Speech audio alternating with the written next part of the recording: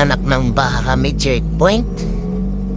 Naisip ko pa lang kung nakuha ko pa yung lisensya ko sa kotse kanina eh. Pero sana hindi naman tayo para eh. Naka-helmet naman tayo.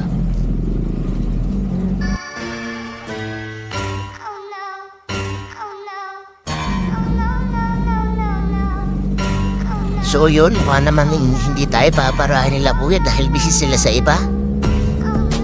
So maraming salamat po, mga sir.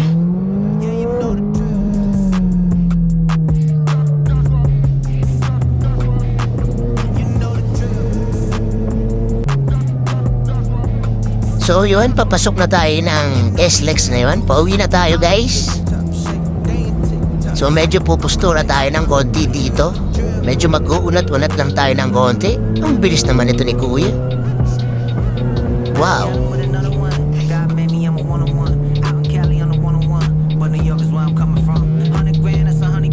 Grabe, ang bilis talaga ni Kuya. Alam mo sa kabila. Sige, bibigyan natin si Kuya ng konti.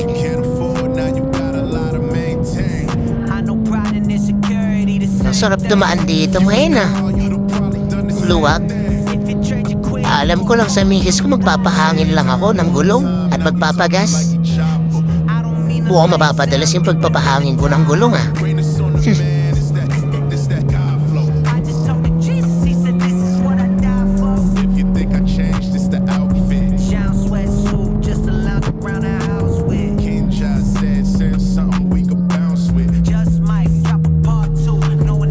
Grabe, pinapasok ng hangin yung foreshade natin. Baba mo muna. Mas pogi naman talaga pag nakababa ito eh. Medyo madilim nga lang siya. Pero all goods naman. In fairness naman kay Aray compare sa ibang helmet eh. Kahit tinted siya, malinaw pa rin. So ayan. Uwi na tayo. Yun no. Diba ang pogi talaga? Aray baka naman.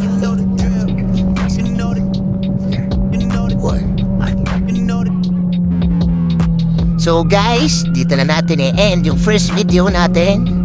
Sana sa susunod na pagpapahangin ko ng gulong, samahan niyo ulit ako. This is your boy, Mac Episode. Ciao!